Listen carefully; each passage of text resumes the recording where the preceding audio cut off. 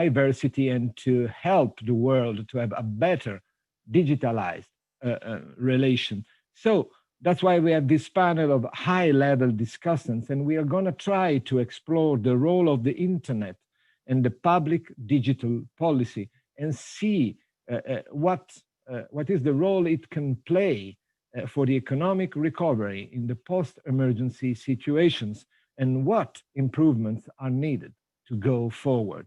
Now, I will ask each of the panelists to switch on their mics and switch on their video so we can go into our little show.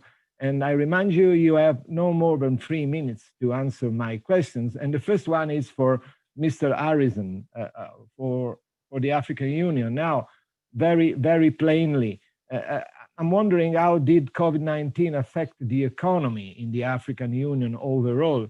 And what do you think are the policies on utilizing digital technologies that can reduce the pandemic negative impacts? And which are the solutions that you think should be prioritized?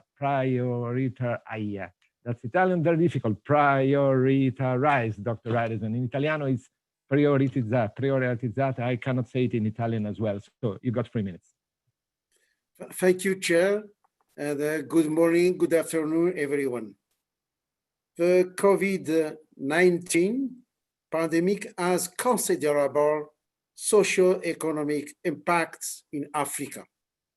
Among the economic impacts, we can mention a recession of between minus 4.9% to minus 2.1%, according to the estimates of the African Union. A loss of at least in dollar 65 billion in terms of foreign trade, a considerable drop in oil and commodity prices, a sudden increase in the inflation rate, losses in public revenue and external financing, including remittances and FDI to African countries. In the meantime, public spending is on the rise because of unforeseen expenditure on health and social measures needed to deal with the pandemic and contain it. The prevalence of a food crisis due to a contraction in agricultural production of between 2.6% and 7%. A slowdown of industry and a weakened private sector, yet it is the engine of growth.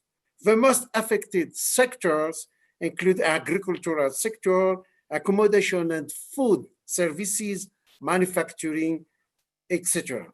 On the social level, the pandemic had significant impact in the area of health and has aggravated social development issues linked to poverty, to risk of famine, to loss of jobs.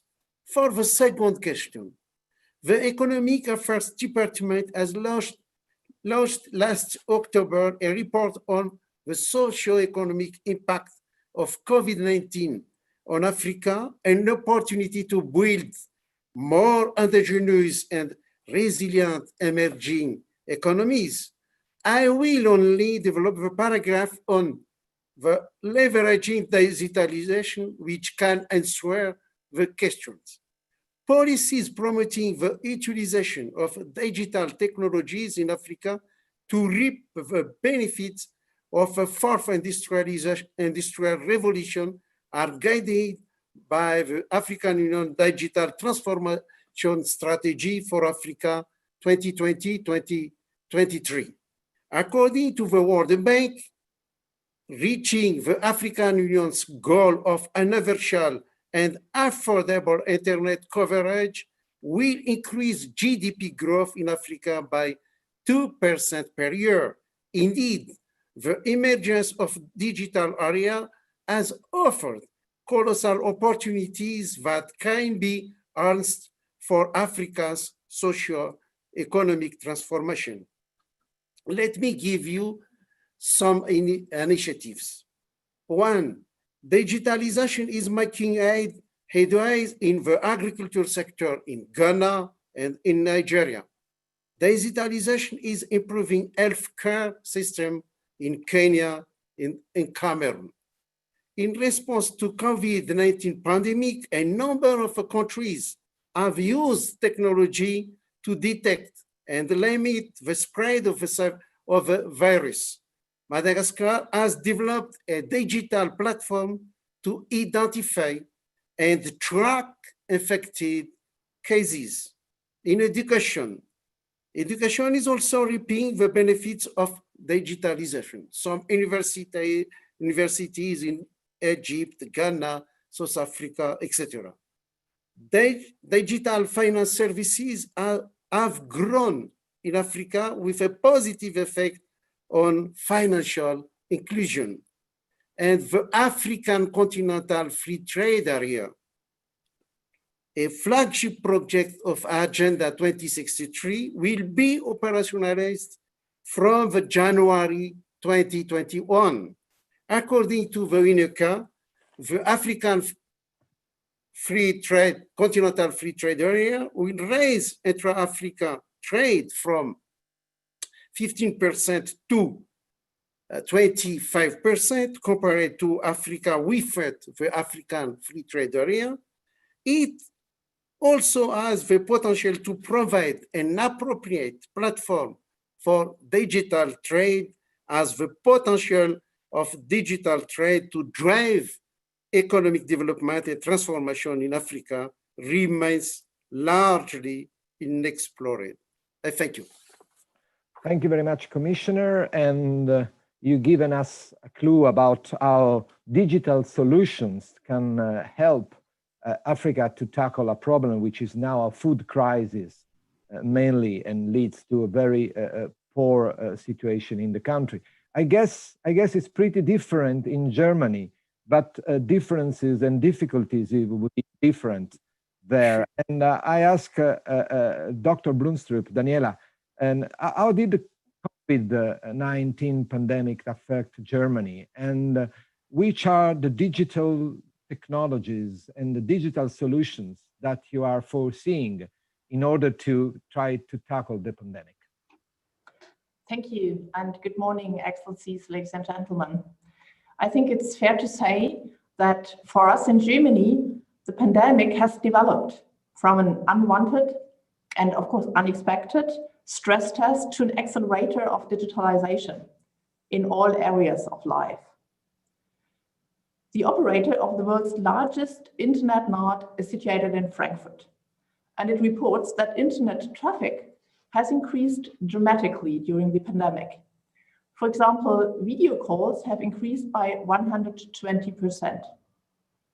And the data traffic amounts to 9.1 terabyte per second right now. Therefore, I'm really happy to say that we haven't experienced any failure of our digital infrastructure throughout the pandemic. But certainly, the coronavirus has also exposed some digital deficits we have in Germany. I think, however, that it's more important that the crisis has put those deficits and digitalization as a whole very high top on the agenda by all decision makers. The crisis also forced companies and particular SMEs to improve their efficiency and financial stability. Our government decided to give an additional boost through an extended set of tax write-offs for digital assets and a funding program for SMEs, as an example. More and more people expect every service to be digitalized, accessible, and companies, of course, as well. This is what we will foster now by our Online Access Act. One essential tool helping to reduce the pandemic's negative impact is, of course, contact tracing.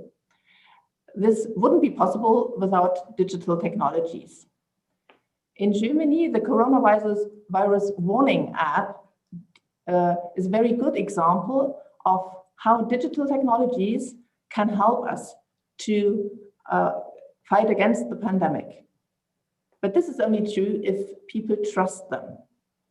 And that is why transparency, data protection, and decentralized data storage were just as important for us as the principle that its use should, of course, be voluntary to everybody.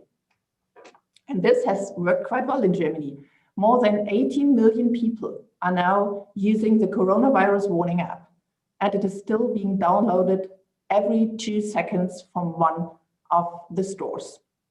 And last but not least, we are just beginning to explore the potential of digital education. The experience of the coronavirus crisis has made it clear that digital education is not only feasible, but also extremely reasonable.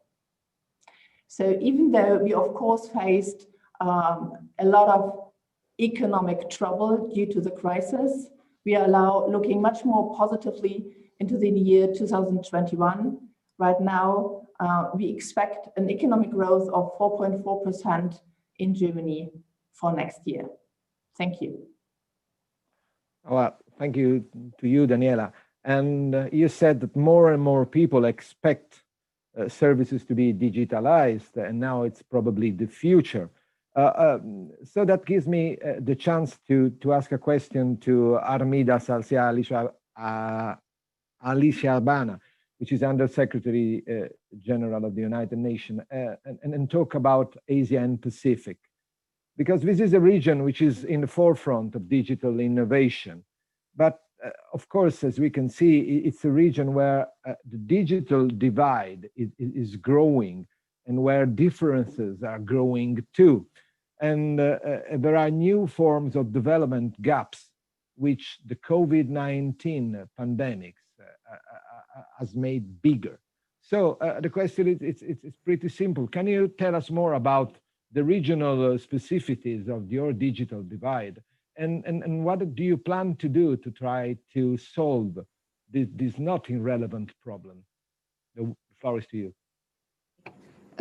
Thank you very much, Marco, for the question. Very good morning, good afternoon, good evening to all of you. So let me respond to the questions. So basically first on the regional specificities. Yeah. Again, our region, Asia Pacific, certainly is a very diverse and also dynamic region. So therefore, in terms of this digital divide or digital connectivity, the specific or the specificities on our region is the 3-speed, if I may call it a 3-speed region in digital connectivity as well as innovation, in which there are countries, the advanced or the more developed economies, and some of the upper middle income countries in our region, which basically these countries are the frontier, yeah, in terms of digital technology. And these countries have, let's say, not only the 4G, but they already started the 5G, or even they are developing the 6G digital connectivity. Coverage and usage is widespread, yeah, and also including affordable and reliable in terms of internet connection. And then there are these middle income countries. Actually, majority of countries in Asia Pacific region are middle income countries. Of course, lower middle income countries, and few of them are the so-called upper middle income countries. And remarkable dynamism in terms of closing the digital and innovation gap, yeah, in these countries. Although, of course, inequality, there's a digital divide within the countries, yeah, within the respective countries is still prevalent. And then the third category of countries are the countries that still have very limited access, internet access. And in fact, according to the latest data, still around 2.3 billion people are offline, while many millions remain underconnected. Again, yeah, Asia Pacific as a whole is about 4.6 billion. So half is still offline and many millions remain underconnected. And again, there are these countries that belongs to LDCs and then landlocked developed countries and states, small island developed states, where the broadband internet is unaffordable for the majority still, majority of the population. So on proposed solutions, we see that, of course, this is addressing digital divide, especially now, even more so, becomes a matter of very high policy priority. So therefore, how to close this digital divide.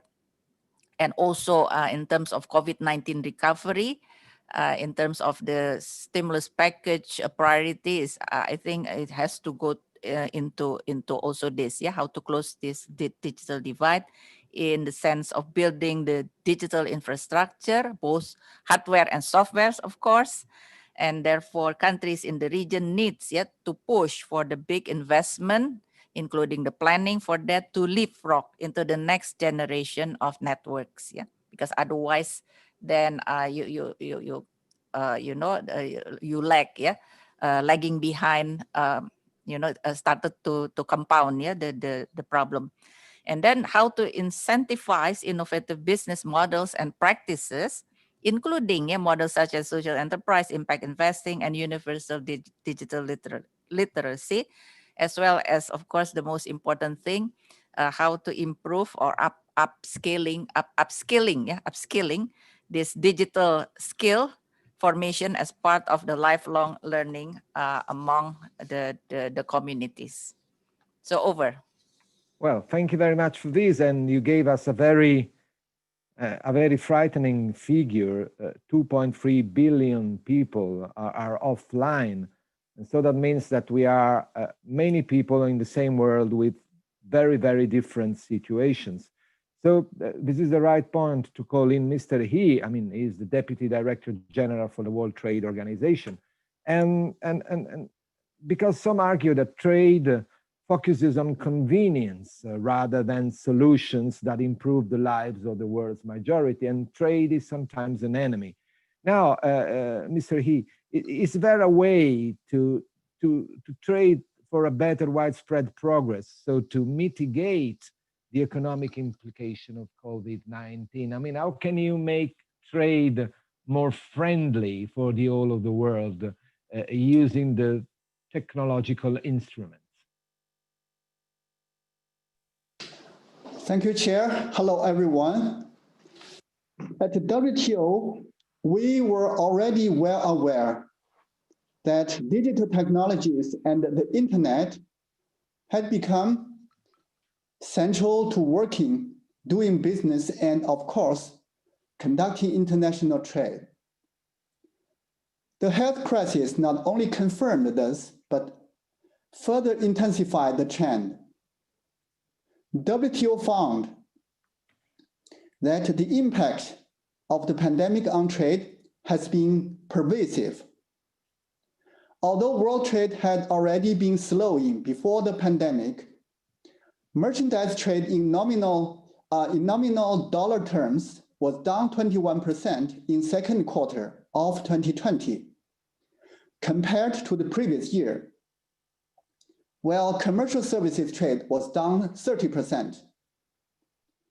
For merchandise, it severely disrupted global value chains and delivery channels. Moreover, it altered trade compensation toward basic necessities and health-related products. It also stimulated online purchasing over the internet. For services trade, the crisis caused travel and tourism to plummet for obvious reasons. At the same time, however, it boosted demand for a great many online services. Video conferencing, e-learning tools, telemedicine, and entertainment services became essential to people's lives. For these reasons, the pandemic affects many aspects of our work at the WTO. Our members have integrated into our agenda work on customs and investment facilitation to help build the necessary infrastructure for physical and digital trade flow. We are also exploring benefits for small and medium enterprises and principles for e-commerce.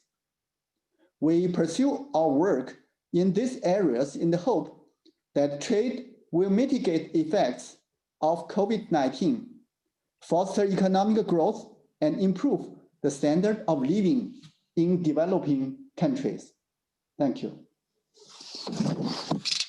Well, thank you to you. It's the moment to drive ourselves into a totally different world. I mean, from WTO, which is the referee of trade, to those who do trade in the largest way. So Mr. Daniel Trujillo is the executive vice president for Walmart, and Walmart is probably the biggest chain of stores and hypermarkets in the world. And so it would be interesting to know from you how has COVID-19 affected your way of working. And my newspaper, La Stampa, had an headline last week saying that you are cutting the number of robots in your hypermarkets and going back to have more people in the supermarkets. So basically, maybe this is one of the reactions, but what's your response actually to the current pandemic crisis? Thank you very much, and good morning, everyone. And thank you for the opportunity to be part of the forum with this group of selective leaders. So I would like to touch three key aspects. One is the e-government deficit. The other one is the potential that we see. And lastly, I would like to talk about license permitting. COVID-19 has unmasked the huge deficit in digitalization of government services, many of which have been largely paralyzed during periods of remote work because of over-reliance in paper and in-person steps. Yet, COVID-19 has also shown that rapid acceleration of e-government is every bit as possible as it is urgent and important for us. In our own experience in the private sector, we, our customers, suppliers, and other stakeholders have found ways of hugely accelerating digitalization of our own ways of work and customer proposition. We know it can be done. We are now resources in helping governments get up that curve quickly as well. In terms of licensing and permitting, within e-government, digitalization of license permitting must be the highest priority right now. There are three key aspects why we think that way.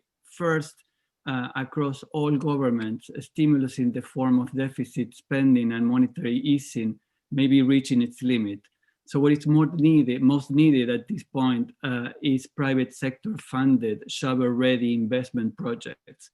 This is exactly what is being held up by huge COVID era delays in license permit systems, for example.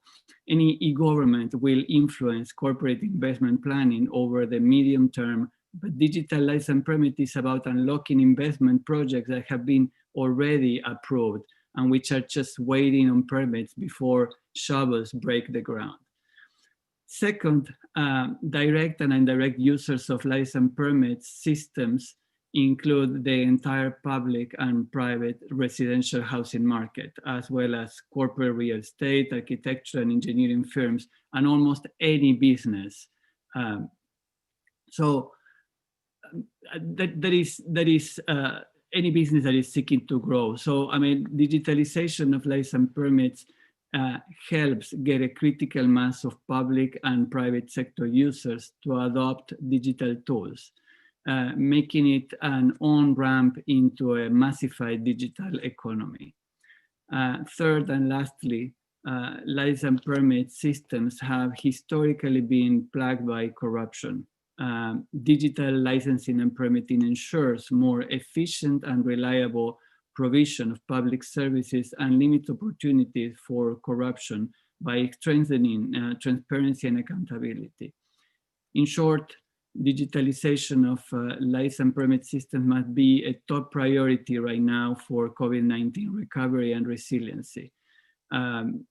This is something that is key and good for both public and private governance.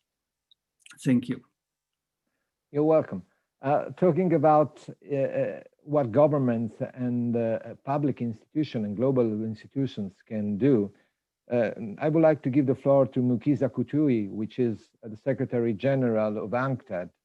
And of course, my question would be again, how can an ethical and efficient use of technology provide us with a solution to mitigate the emergency in the digital divide? But we have had from the floor a question from Wolfgang, who's asking a comment on global digital taxation, whether it would be good or bad. And possibly, Mr. Kutui, this is something that you can comment, please. Well, thank you very much. And I want to thank the brilliant panelists for very refreshing ideas that they have shared with us. In dealing with the ethical, the practical, the challenges for development today, we have been trying to look at what are the intrinsic challenges that are deriving from the pandemic, and how has the pandemic magnified challenges that were already pre-existing. A number of things come clear, as has come through from the others. The major digital giant platform companies have been the main beneficiaries of the economics of the pandemic.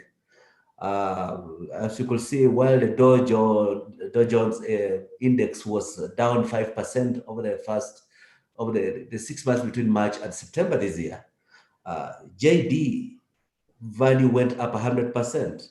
Companies like Amazon, Apple, eBay, Tencent, Microsoft, and Alibaba, their businesses gained between 40 and 50% in that period.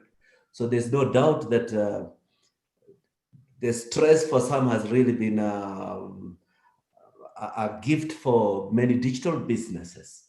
And which just brings us to the main challenge.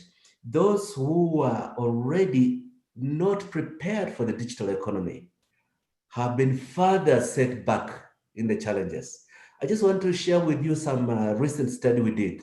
We carried out a survey in 23 developing countries, asking businesses and government what have been the main challenges of the rising significance of digital inclusion and digital business during the pandemic.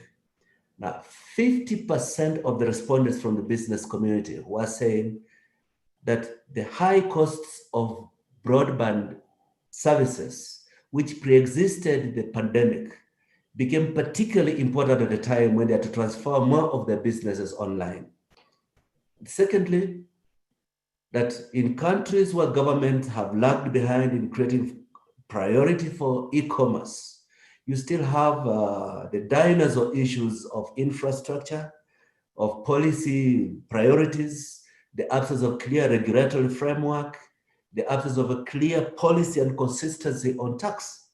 Now, on tax at this level, there's another side that has not been mentioned, which is because of the pressure for stimulus and public revenue authorities having major squeezes in raising taxes normally, we are seeing growing attention to further taxing of digital businesses, not just in the volume of services being offered, but digital startups facing entry point challenges because of the desire for more public revenue. And this is going to be a condition to survive for some time. But there was also another pre-existing condition which has been exacerbated.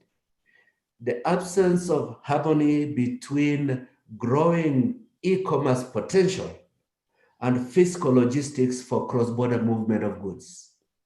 I come from East Africa, where there has been significant growing capacity for online purchase of goods. Unfortunately, you find physically, because of the absence of clear protocols on cross-border movement of trucks with goods that have been electronically procured.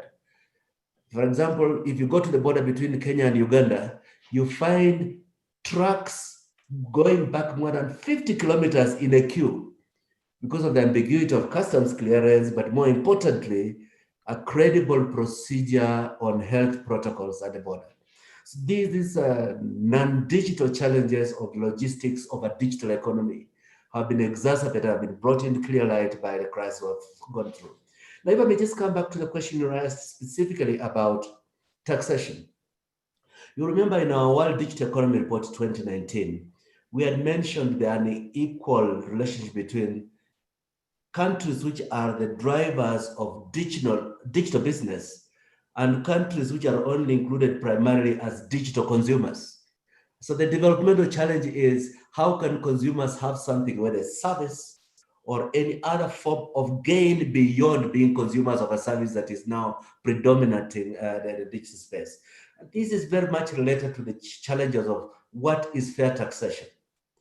Unfortunately, the world has not structured these debates adequately. It is hostage to pressures that have affected multilateralism, particularly rulemaking at WTO. At other levels, a hostage to technology competition between giant countries, which even threaten to spill over into fracturing digital governance, internet governance issues, as is well known to all of you. But we have a number of specifics that the ongoing discussions about how to apply the ad minimis rule on the packages of digitally procured goods.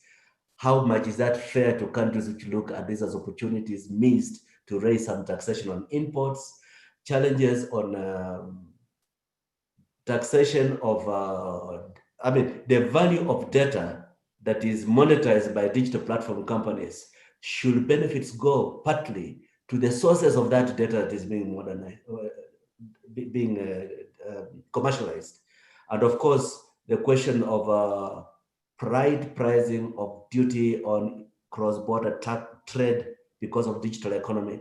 I think this conversation has come to a point where the traditional interlocutors are insufficient from a development perspective. We increasingly must look to hear the voices of the most vulnerable trying to catch up and the most excluded in the benefits, even when they are online with broadband. And I think that's how I will respond to this. Thank you very much for your attention. Yeah, thanks a lot. I mean, the point you raised about digital customs, I think it's a crucial one, but it depends very much on digital education. So it's again, it's the beginning and the end of the story at the same time. So it's definitely needed a public effort to do this, but also investments. And Dr. Marcel, you are the founder and managing member of the Resilience Capital Ventures. Your job is to see that money gets invested in the emerging markets and to foster growth and foster a better life for everybody. So I was wondering, again, if you can tell us how can digital technologies, from a point of view, help the world, especially the emerging markets, and the less lucky parts of the world to cope with the COVID-19 pandemic?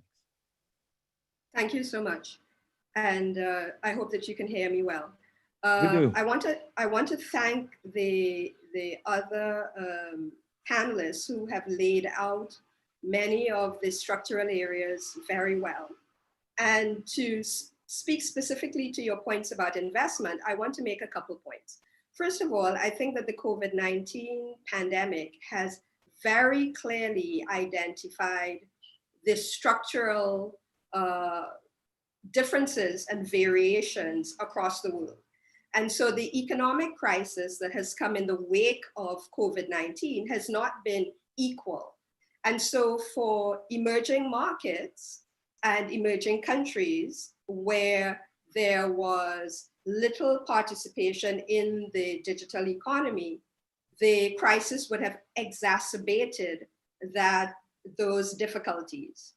However, that decoupling of the digital economy from what is happening in the real economy is also very clearly being seen also in countries like the United States and perhaps also in Europe, but particularly in the United States, and the Secretary General of UNCTAD made reference to this, where you've had a decoupling of the very large players in the digital economy having had their market value increase significantly, while there is considerable crisis in many other parts of the society and the economy. And I think that that is mirrored on a global scale.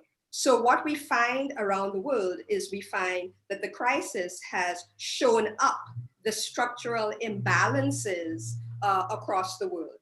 Where I think that there is room for some optimism is that we've also seen tremendous flows of investment funds, capital being allocated into ESG and responsible investment funds.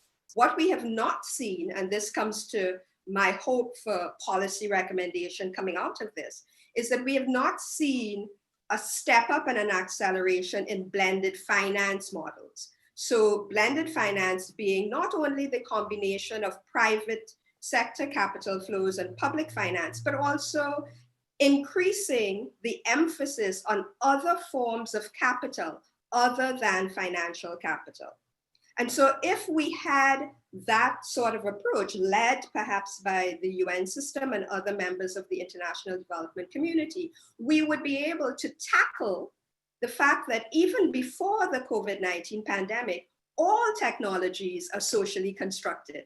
And so we should not be surprised. We only have to go back to the history of looking at digitalization, whether it's missing links from the ITU, whether it's knowledge societies from Robin Mansell, where the UNCTAD had a very important role to play, to understand what have we missed in the last 20 years in not anticipating that we would have these kinds of digital divides. And also, no one has yet mentioned that there is a gender divide. And so the ways in which the digital divide shows up is not gender neutral. And so I would expect that UN Women, and having played such an important role 20 years ago, would be involved in developing any of the proactive solutions that this group and others may come up with in terms of how do we go forward. Just one further point, I am encouraged also by seeing different forms of multi-stakeholder partnership. I'm particularly encouraged by something called the Green Economy Coalition, that is looking at ways of ensuring that even the stimulus funds that are have been put forward in developed countries are used well, but with a view to having that done with an ethical basis and also having regard to inclusivity. So I think that there is, on one side, there is crisis and there's pain, but if we harness the intensity of this moment, there is also an opportunity to learn from it and to produce some of the policy changes that have been called for some decades. Thank you. Thanks, Dr. Mansell. And it appears from what you all say that the COVID-19 pandemic have been drawing some dividing lines, increasing differences and increasing imbalances. So it's a good moment to ask Mr. Anderson from the IMF about these differences and about the role that technology did play and is playing during this crisis, especially related to the fact that now we have changed the way we are working. We are mostly working from home. And so there's a new relation, a new way of working. So how can we be helped by technology, Dr. Anderson? Well, first of all, thank you, Marco, and also greetings to the other panelists. As the IMF's managing director has said many times, quote, digitalization is the big winner of the crisis, end quote. It's important to realize that the crisis has three phases. One, countries had to reduce the amount of the lockdown measures, and many are now back in this stage. Two, they have to recover from the crisis. And three, as they're doing so, they have to build a more resilient economy. Technologies, and of course the internet, are playing a different role for each phase. For phase one, as many of my co-panelists have explained, those who had access to the internet have been less impacted thanks to e-commerce, remote working, remote education, or digital payments. It's clear that while digitalization was an aspiration before the crisis in many of the least developed countries, it's now a necessity to get out of this crisis and become more resilient to future shocks. But instead of repeating what others have said on the benefits of technology, let me share some observations on the new digital risks and limitations that we've noted. Technology has not helped everyone equally. In every country from the USA to Ghana, the crisis has shown the significant negative impact of the digital divide, meaning those who have access to the internet compared with those who don't, those who can afford it, those who know how to use it, etc. Countries now must now concentrate their efforts to provide connectivity to the hardest populations to reach physically, economically, or to access those with digital and financial literacy constraints. Second, as you know, women have been particularly impacted during the crisis, and Dr. Marcel noted this as well, because they often have jobs that are not teleworkable, and more often than men, they tend to take care of the children who stay at home, and especially now stay at home. Countries like Togo or Pakistan, for example, have recognized this issue and have used mobile phones to prioritize their cash transfer programs to women. This is an example of smart digital policy that makes sense economically. Finally, more digitalization and more internet services introduces more digital risks. Managing digital risks cannot be an afterthought. We, the international community, public and private sector, have a responsibility to build forward a better world that is safe, robust, and sustainable. Cybersecurity comes to mind, of course, but that's not all. We also have to prevent further digital divide, or the concentration of digital power and data will remain in the hands of a limited number of big tech companies. Privacy also becomes more critical than ever as we produce more data in this new digital world. Thank you. Well, thanks. We are running a little bit late on schedule, but I think this is acceptable. And you just said, Mr. Anderson, that the big winner of the crisis is digital, but is it? Because soon after you underlined the problems that we are facing right now. And this is why I invite you to explore now, to see what the role of the internet and the public digital policies can be in order to try to solve the problems you all been underlining so far, because things are getting better, but they are not working as well as we would expect. We've seen how many people are not connected, how many people have a bad line. Even here in Torino, I have a colleague who must come to the office every day because in his area, the connection is bad. And I'm talking about the northwestern part of Italy, which is supposed to be rich and happy. So the second session will be about this. I invite you again to try to respect, when possible, the 3 minutes ceiling for the conversation. And I will start again with Mr. Harrison from the African Union. And Mr. Harrison, after you heard all this, what would you ask all of the stakeholders, the international institution, to help you in order to have a better economic recovery?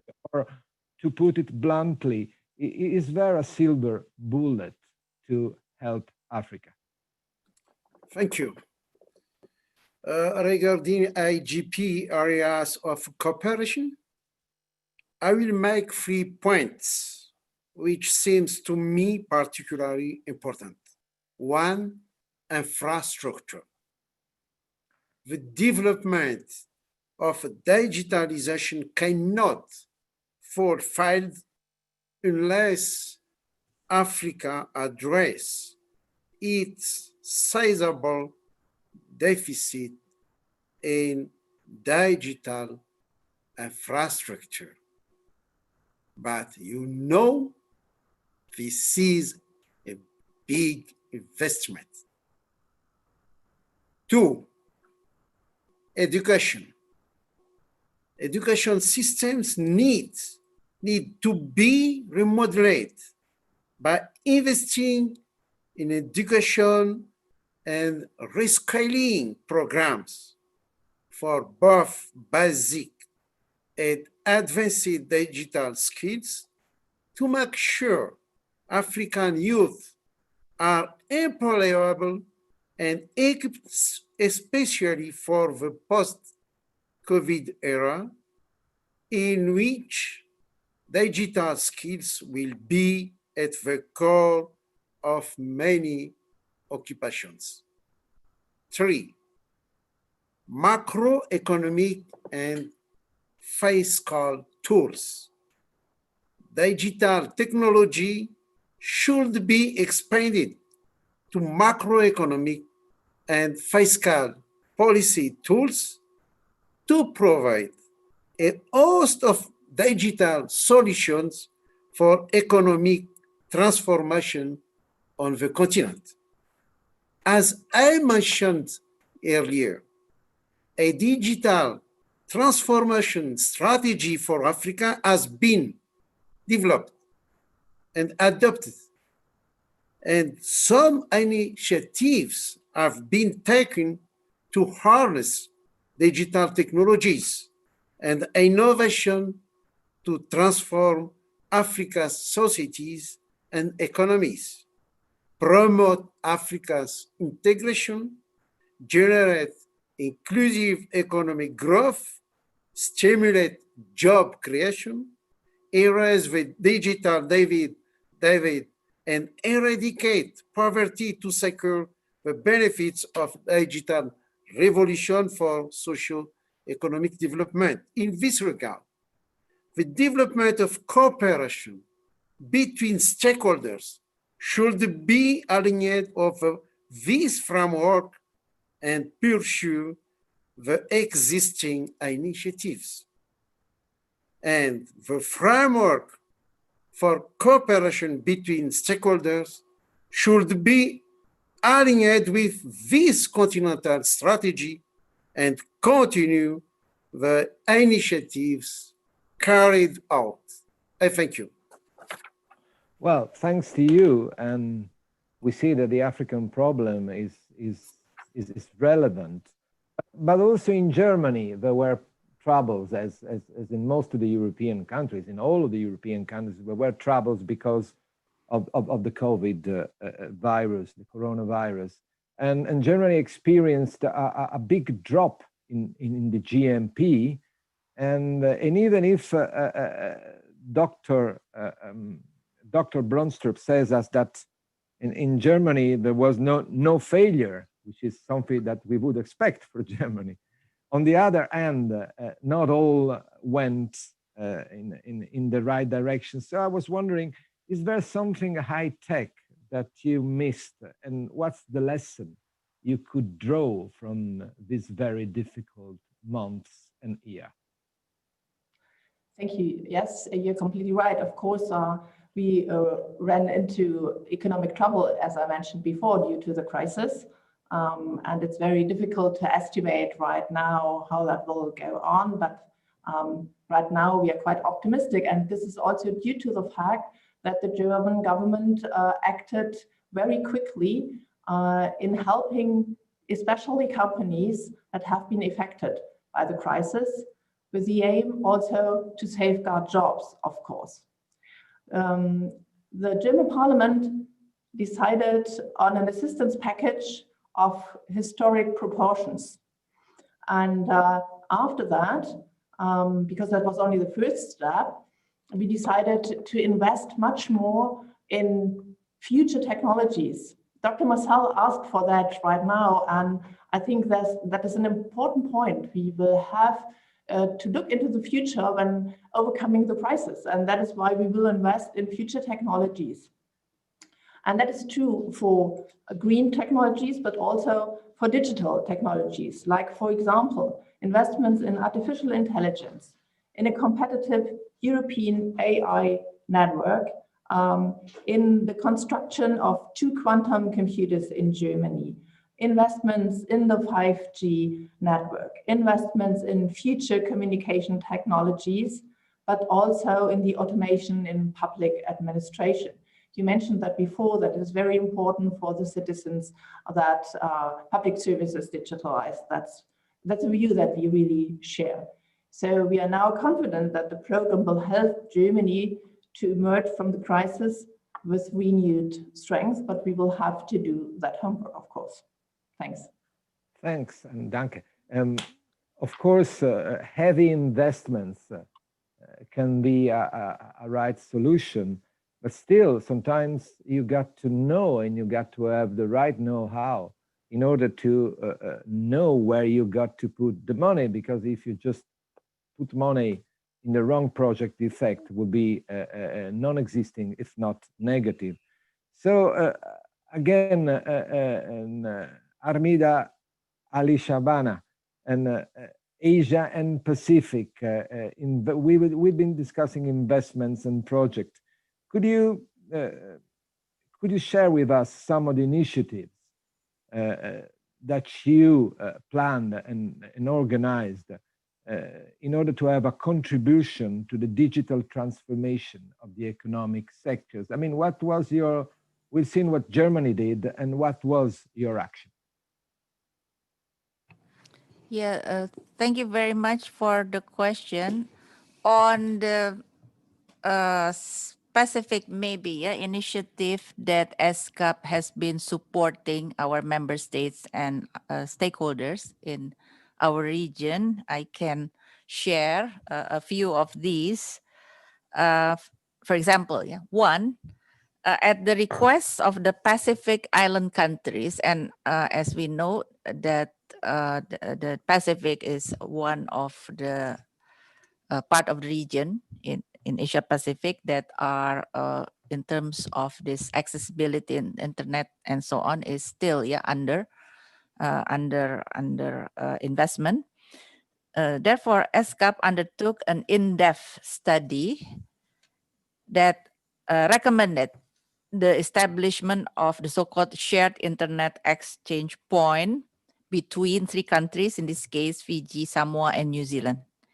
And this will, of course, dramatically improve internet accessibility, not only accessibility, but quality across these countries. And hopefully this initiative can be scaled up to other countries in that part of the region. Second example is the cross-border paperless trade facilitation. This is an agreement, member states in Asia Pacific, which will enter into force early next year, early 2021. So the idea is how to have a trade, but through digital trade, So all the documentation and so on is being fully digitalized. Therefore, there will be quite significant reduction in terms of trade costs, around, let's say, 10 to 30% of the existing transaction costs. So therefore, this will further facilitate the trade. Another example, the third example, is scaling up digitalization, as well as some concrete efforts along the Asian Highway Network. So the Asia Pacific, the Asian Highway Network, this is in terms of transport, connectivity. But then, of course, because of this COVID-19 pandemic, then how, we can ensure, facilitate the uninterrupted cross-border freight transport movement. So therefore, this part of this is how to digitalize, a part of the process for the cross-border freight movement. So these are a few of the examples that we at ESCAP are working and with member states and to support them especially in times of this COVID-19, how to mitigate the socio-economic impact, as well as how to facilitate several of the like cross-border trade and so on to be uninterrupted. Thank you. Well, thank you, Secretary. And this is the kind of solutions we've been looking for countries that seems to be far away, like Fiji, but they still deserve as much as all the other countries, and the effort must be done. The fourth industrial revolution with which we are living now and has been in a way contaminated by COVID-19.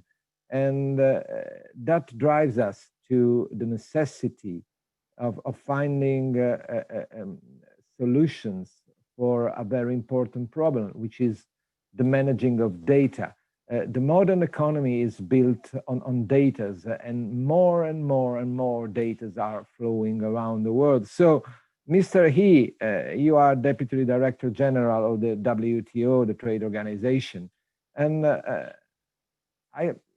I wonder whether you can help us in understanding how can we manage all this data and how can we protect them, because having the possibility to have a free flow of data is very helpful for the world economy. But on the other hand, the protection of privacy and the rights of the citizens and of the companies is capital.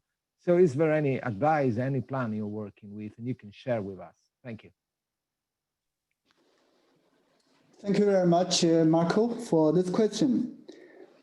The discussions at the WTO since the start of the health crisis have helped governments better understand what is at stake in the global digital economy and the movement of data. In this respect, our e-commerce talks have probably had the most visibility. The great increase in online transactions has contributed to resilience of supply chains and could offer future growth opportunities, particularly for micro, small, and medium enterprises. Our members are deeply involved in talks on enabling e-trade principles, including data management and the cybersecurity, this kind of principles.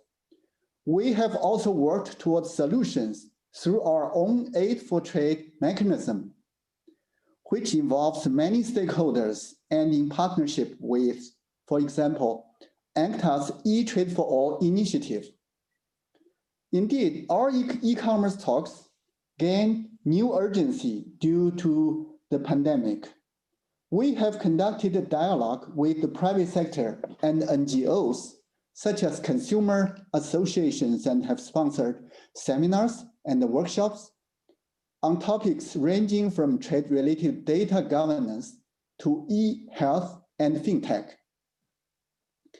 The trends linked to the pandemic not only demonstrated the importance of economic sustainability and recovery measures, but also cast a harsher light on the challenges. It became clear that underserved populations and developing countries needed more and better connectivity. So we have a framework covering global supply of communication services, but it will also require moving ahead hand in hand with many other institutions and stakeholders. Thank you. Well, thanks a lot. We've been discussing the role of the public administration, and it appears that most of the panelists are a little bit aware of the fact that things are not going as they should. So, Mr. Trujillo, you are private, you are the market, and so and you made a case for digitalization of licensing and permitting for better public and private governance, and that would help the resiliency towards the COVID pandemic. But how can this be done? How do you see it from your own experience, from the experience of your very large company? Thank you for your question. The first point would be to keep it simple.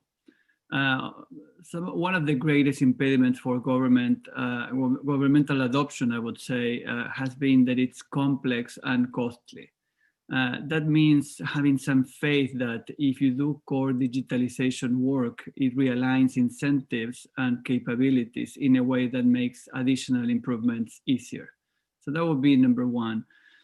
Secondly, heads of state of the Western Hemisphere committed at the last summit of the Americas to work on best practices and asked for coordination. So we in the Americas Business Dialogue have been part of a multilateral process coordinated by the Organization of American States, which has settled on 5 best practices.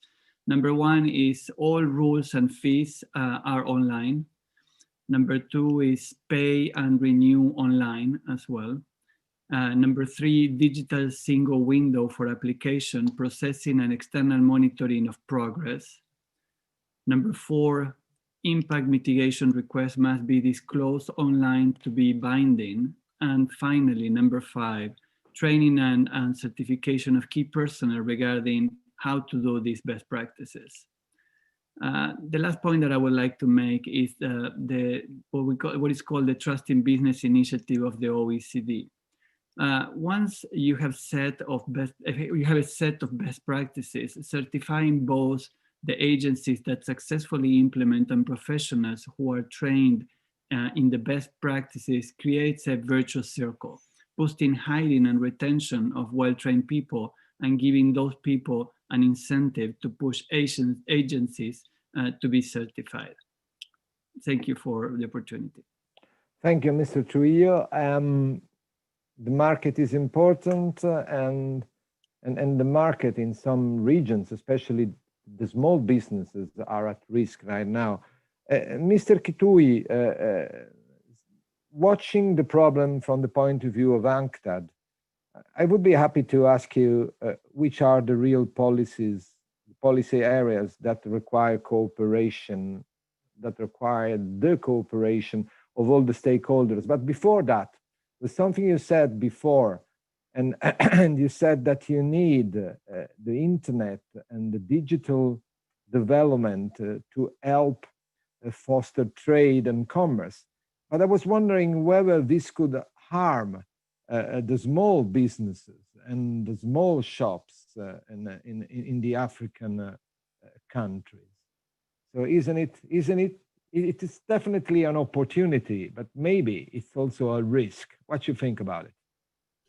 All right, thank you very much. Of course, the nature of trade is always determined by what is the quality of products is being traded. If it's end consumer products, particularly those that are also competing with local produce, then efficiency in arrival of digitally procured goods can put pressure on locally produced goods. But many times what we see is there's part of that as a challenge. In fact, our study shows that many startup internet trading companies, logistics companies, find it much easier to facilitate imports than exports for developing countries. I suppose part of that is the fact that there is the fear of rejected return goods, which is mitigating how much you introduce new products from developing countries into more sophisticated markets. But be that as it may, I think the main challenges we face are the following. Many small and medium enterprises in the developing world have been finding themselves niches and opportunities in global supply networks, global value chains, into which they provide a service or a product. And so where we are, what should be directly concerning is that in the days of the pandemic, it's basically an inflection point in what was already happening in the world. A combination of technology and economic nationalism have seen a major disruption in global supply networks, with most production networks now being more localized domestically or in shorter regional contexts. And that means that as the trends in investment become shorter distance geographically, as the content of investment becomes footlights, opportunities for small businesses and policymakers in developing countries have to realign to that new reality, looking more for niches in more regional supply networks and more domestic markets than in the traditional sense of single profit-seeking long-distance investment patterns. I think that is one important area that has to be appreciated. But there's the other area. It is not possible to grow a regime of consumer protection and logistics facilitation without international cooperation. Because by the very nature of the growing importance of digital commerce, there's need for strengthening protection of consumers, particularly when some people have been taking advantage of the strain and the urgency of the pandemic period to charge scarcity profits on either PPE requirements or urgent produce that is needed to mitigate the impact of the pandemic. And I think this is the area of cooperation. Similarly, we need enhanced international cooperation if we can mitigate the very, very extreme disruptions of global hospitality industry and the related services.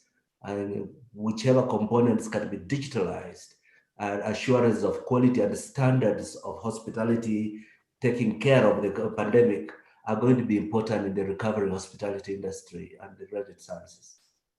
Well, thank you, Secretary General. I just call your attention to a written question we've had from the floor on the role of women in Sierra Leone, which we cannot take now, but I would ask you if you can answer it on the floor later after this session ends. That would be more than welcome. Thank you.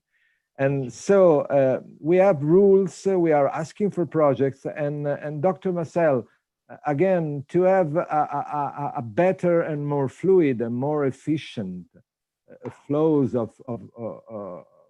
of capitals, which kind of policy recommendations would you suggest, would you ask for in order to step forward and give the world a better pattern of growth? Thank you for that question.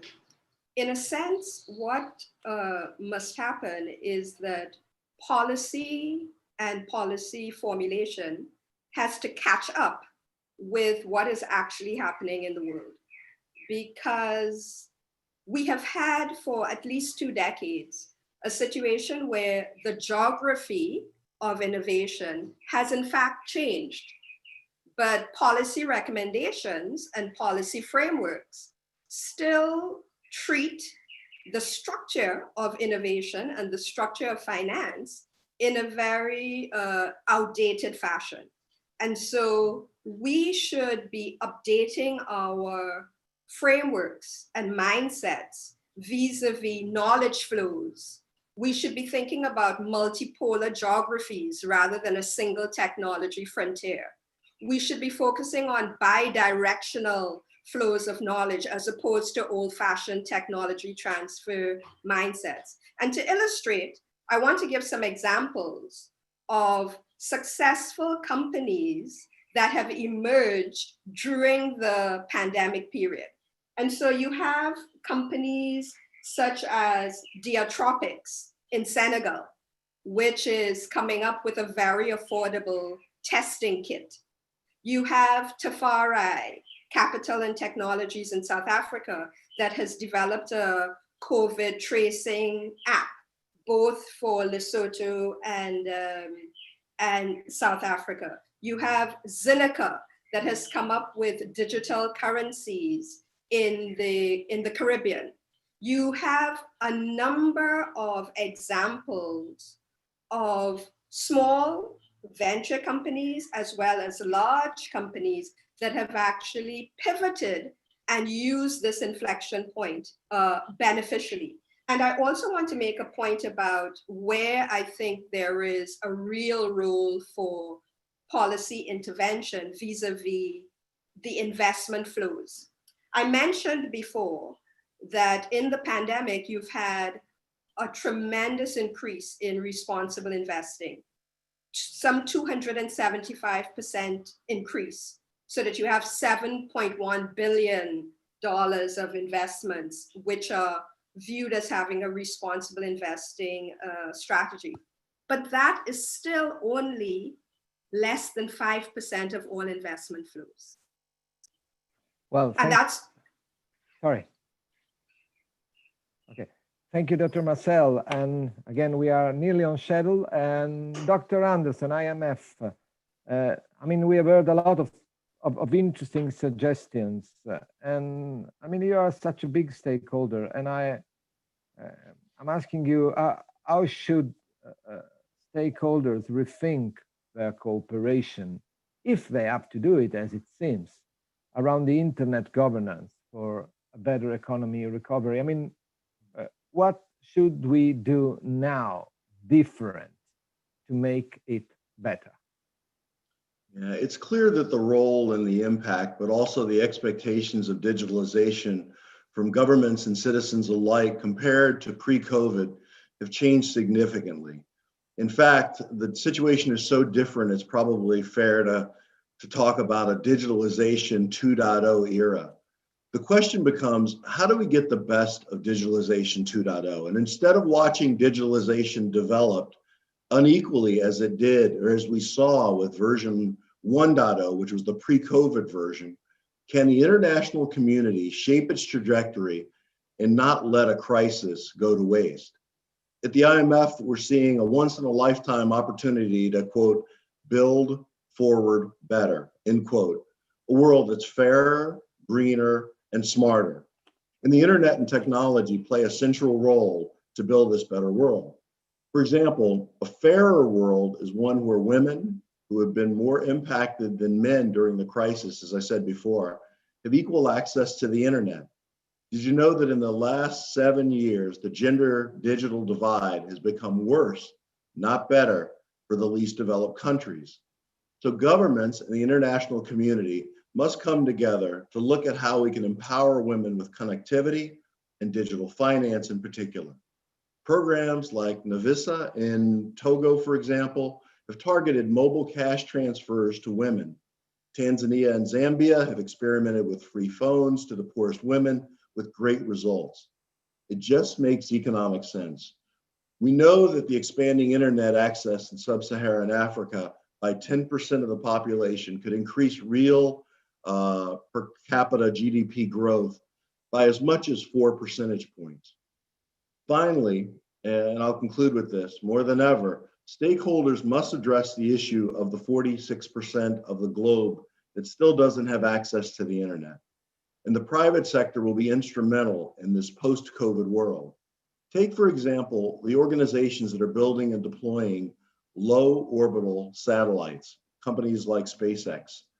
In less than 2 years, they will cover every inch of the Earth with high bandwidth internet, assuming electricity is available. And that's another priority for digitalization 2.0, which is availability of electricity. These low orbit satellites could leapfrog millions out of poverty in just a few years. It could be a game changer, but it has to be done in coordination with the public sector and international organizations. And it has to be done in a manner that is fair, smart, and green. Thank you. Well, thank you very much, Dr. Anderson. And I mean, it's great. We are only 2 minutes out of schedule, which is a great performance for this governance forum. And so I take the chance to give back the floor to each and one panelist for, let's say, a voluntary commitment or voluntary commitments on behalf of their own individual or institution. Just to say in less than 1 minute, the last word for the day, which of course is going to be different from the one you're going to pronounce tomorrow, but this is the game we are playing. So let's start again from the beginning in less than 1 minute. Mr. Harrison, African Union. Okay. How do you feel? Tell us. Thank you. Thank you. For Africa, the cooperation between government, private sector, and partners is crucial. So I continue to mobilize them to accelerate the implementation of digital transformation strategy for Africa. I thank you. Accelerate the implementation. Yes, we shall. Dr. Brunstrup, Federal Ministry of Economic Affairs and Energy, Germany. What's your take? Mic on? Mic on? Yes, you are. I'm sorry, I think we have a technical problem here. Can you hear me? Yes, of course, of course. You can hear me? Yes, of course. Yes. Okay, I'm sorry for that. I couldn't hear you for a moment, so I'm not sure if I got the right question, but maybe as my final points, I would like to say how honored Germany was hosting the IGF last year, and that we are still very much committed in advancing the progress that we are making in the international community, bringing forward all the international discussions on bringing forward the IGF. We have been the facilitator in the process of recommendations 5A and B, and we are still very much in favor of bringing into the discussion parliamentarians, so the decision makers all over the world. There was a session yesterday where our parliamentarians made the offer to coordinate a process with parliamentarians all over the world to bring them together with the discussions in the IGF. And I would like to underline that and thank you all very much for the discussion. Thank you. Well, thank you to you, Dr. Brunstrup, and thank you to your government. Under Secretary ESCAP, Ali Shabana, what's your final word for today? Yeah, ESCAP is very much committed to accelerate and scale up the implementation of the Asia-Pacific Information Superhighway Initiative through, one, support member states to enable government policy for accelerated digitalization. Second, to promote women's economic empowerment by increasing access to finance and digital technologies, especially those in LDCs, LLDCs, and SIDs. Third, to encourage young and social and innovators and entrepreneurs to leverage technology and innovative solutions. Thank you. Thank you. Mr. He, WTO, World Trade Organization, the floor is yours. Thank you. I think from our previous experiences, we can envision new and practical digital economy solutions that can help promote economic recovery and job creation. It is also clear that global communication networks have demonstrated their role in the delivery of essential services and our outreach to less connected communities. We are convinced that trade rules and principles are not an obstacle, but are part of the solution. WTO can offer a path toward greater predictability, interoperability, trust, and lower costs for both businesses and consumers. I can only underscore the need for greater collaboration to facilitate cross-border movement of goods and services, narrow the digital divide and level the playing field for developing countries and small and medium enterprises. Thank you. Well, a level playing field is definitely needed. Mr. Trujillo, Walmart, the floor is yours. Thank you. I would like to mention two things. The first one, the America's Business Dialogue commitment. We have already signed on the dotted line to commit to a public-private multilateral partnership that provides technical assistance and financial resources to governments that wish to implement the digital license permit best practices. I invite governments to make their interest known. That would be number one. As well, I am proud to be a founding corporate member at the Trust in Business initiative of the OECD. And we have made a strong commitment to pair private sector compliance best practices with these public governance reforms that I've described before. Thank you very much. Well, thanks to you. And Mr. Kitui, it's up to you. Well, thank you very much. I very much want to associate myself with the efforts that we can find through dialogue, methods of building sustainability because of shared benefit. The crisis of multilateralism today is because of the unequal benefits from multilateralist globalization.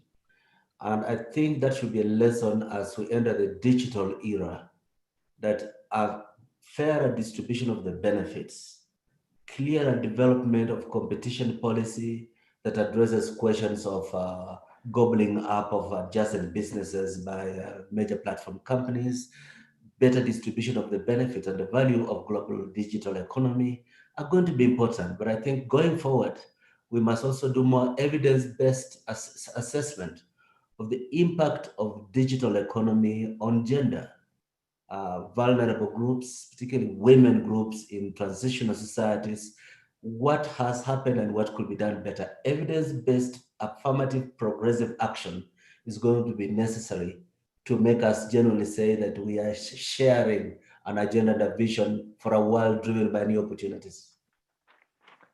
Well, thank you. And again, Dr. Marcel, your floor.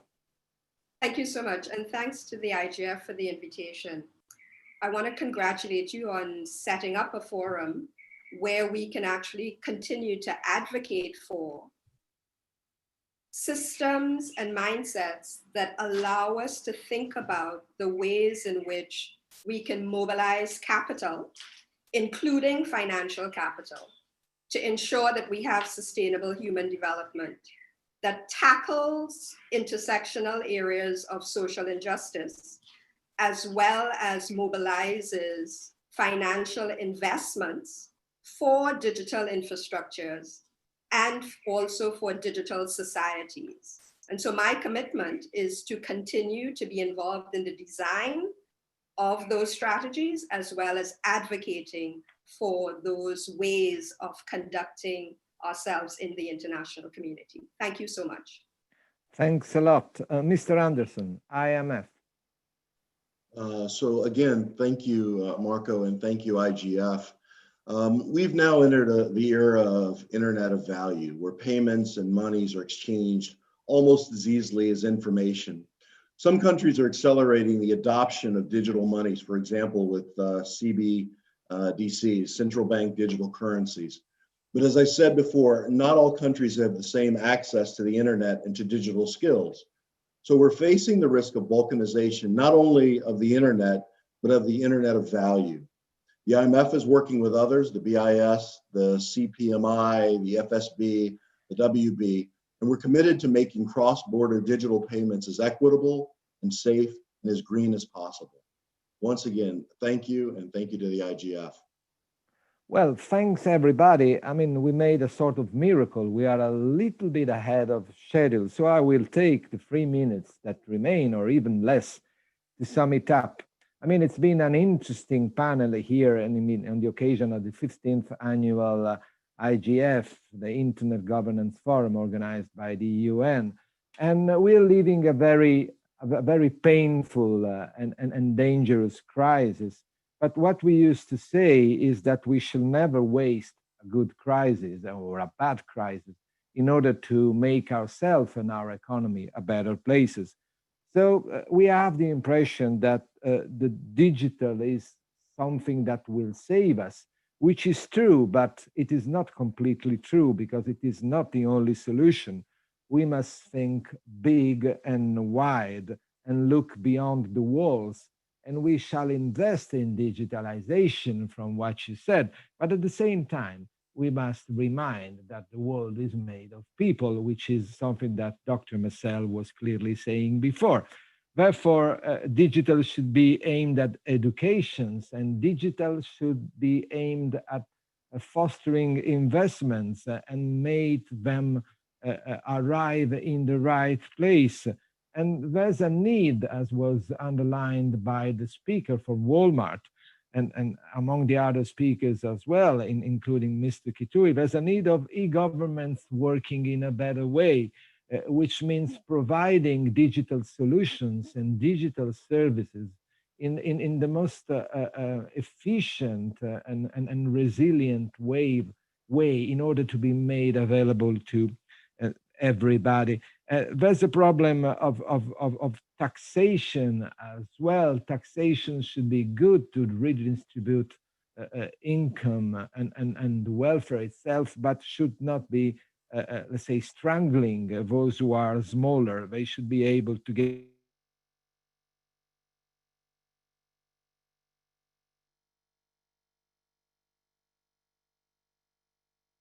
into the market. I would use the quote, keep it, I would add, keep it quick and be fast and be more pragmatical than political.